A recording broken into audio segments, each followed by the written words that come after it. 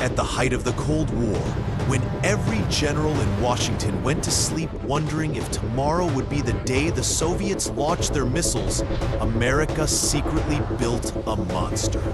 An aircraft so fast, so high, and so untouchable that even its existence made Moscow tremble. It wasn't a bomber. It wasn't a jet. It was a Valkyrie. A 230-ton spear of white titanium that could outrun its own shockwaves and slice open the sky at Mach-3. Soviet radar operators would later describe seeing a straw, a white blur flash across their scopes, too high to intercept and too fast to track. That ghost in the sky was the XB-70 Valkyrie, flying at over 70,000 feet near the edge of space and accelerating past Mach-3. The Valkyrie was practically a myth made real. Engineers said it shouldn't exist. Pilots said it felt alive, and the Pentagon believed it was the future. The Soviets, meanwhile, had only one reaction left. We cannot stop this. Welcome to NextGen Air Power, where we uncover the you. To understand why America attempted something so insane, you have to go back to the late 1950s, a decade fueled by fear, paranoia, and nuclear brinkmanship. The Soviet Union had launched Sputnik, proving it could reach space, and possibly the United States. Soviet bombers patrolled the Arctic. Intercontinental missiles stood ready. Washington was terrified that if the Soviets launched first, America might never get the chance to fight back. The Pentagon needed a weapon that could guarantee O. To understand why America attempted something so insane, you have to go back to the late 1950s, a decade fueled by fear, paranoia, and nuclear brinkmanship. The Soviet Union had launched Sputnik, proving it could reach space and possibly the United States. Soviet bombers patrolled the Arctic. Intercontinental missiles stood ready. Washington was terrified that if the Soviets launched first, America might never get the chance to fight back. The Pentagon needed a weapon that could guarantee O. No thing, no matter what happened, America could retaliate. That doctrine, strategic deterrence, demanded a bomber the world had never seen. A bomber that could fly higher than Soviet missiles, faster than Soviet fighters, and deeper into enemy territory than any aircraft ever built. North American aviation stepped forward with a design that defied physics. A 6-engine, shockwave-riding, titanium-skinned monster that would cruise comfortably at Mach-3. The Valkyrie was born. And Soviet general, massive delta wing didn't just cut through the air, it surfed its own shockwave, using compression lift to reduce drag and increase efficiency at Mach-3. Its stainless steel honeycomb skin expanded and warped as it heated to over 600 degrees Fahrenheit. Flying the Valkyrie was like riding a living creature forged from fire. No bomber before or since has flown like this one. Not the B-52, not the B-1, not even Russia's 260.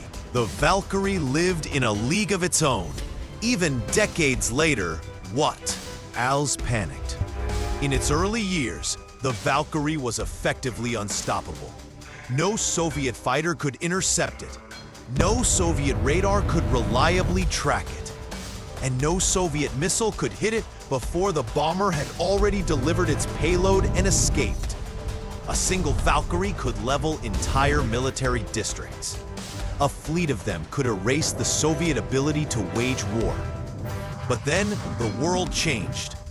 In 1960, a Soviet missile shot down the U-2 spy plane at 70,000 feet, proving that new air defense.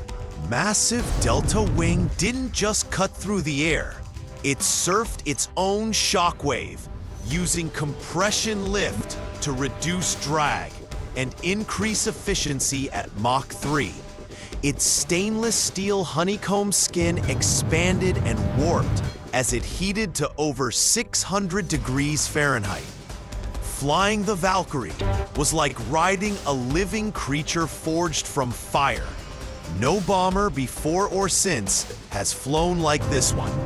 Not the B-52, not the B-1, not even Russia's Tu-160. The Valkyrie lived in a league of its own, even decades later, which, in compared to Soviet aircraft, nothing ever caught up.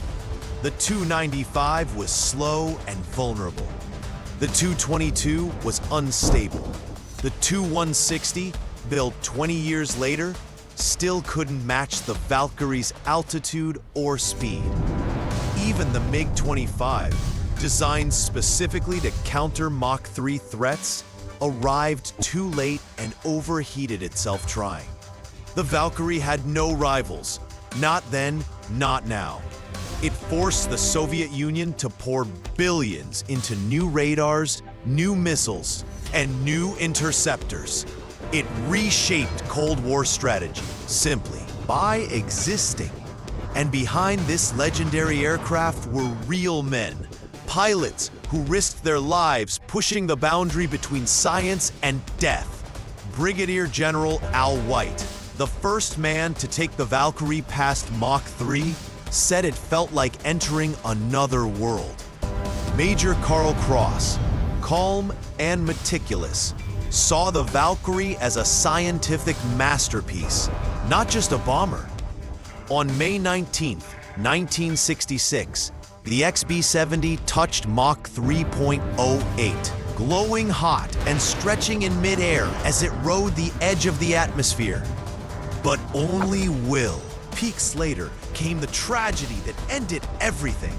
During a formation photo shoot, an F-104 starfighter drifted into the Valkyrie's wingtip vortex, was torn apart and collided with the giant bomber.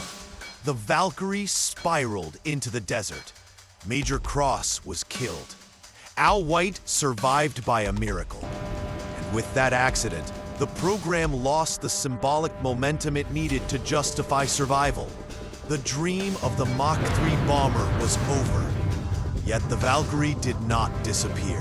Its surviving prototype continued flying research missions until 1969, providing data that shaped the SR-71 Blackbird, the space shuttle, and nearly every modern high-speed aircraft.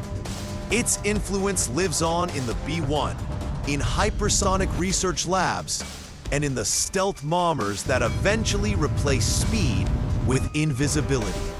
Today, the last XB-70 rests inside the National Museum of the U.S. Air Force, a silent giant, gleaming under spotlights, reminding every visitor of what humanity once dared to build.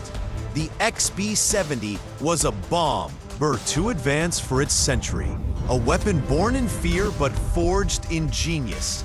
It never went to war, yet it changed warfare forever. It never dropped a bomb, yet it forced nations to rethink their defenses. It was a Valkyrie, a warrior that never fought, but one that rewrote the sky itself. If this story moved you, hit like, drop a comment, and subscribe to NextGen Air Power.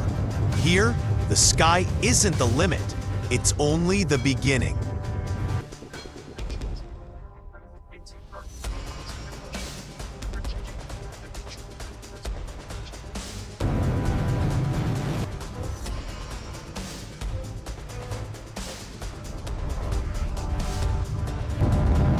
The XB-70 Valkyrie, epitome of American aviation prowess. The power, the speed, the...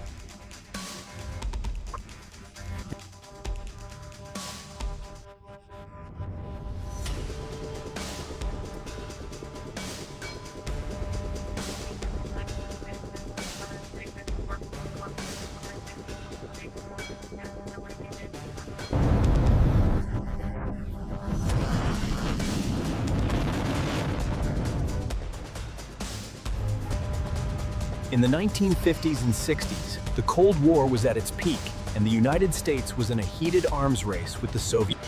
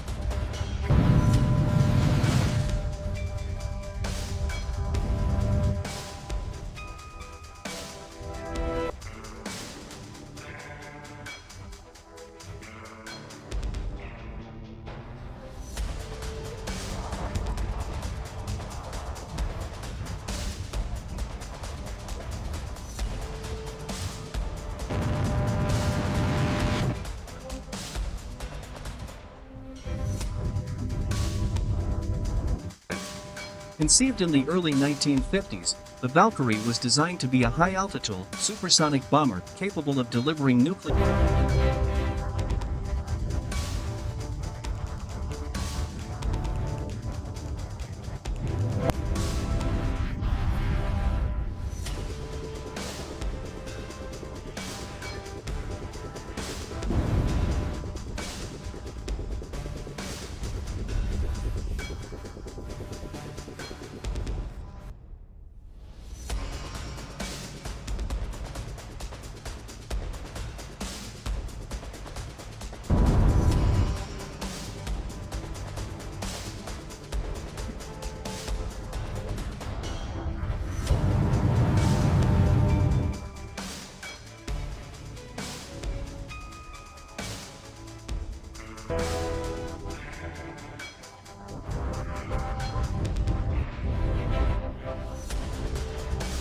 In the midst of the Cold War, a new era of aviation dawned, marked by the creation of the most advanced strategic bomber the world had ever seen.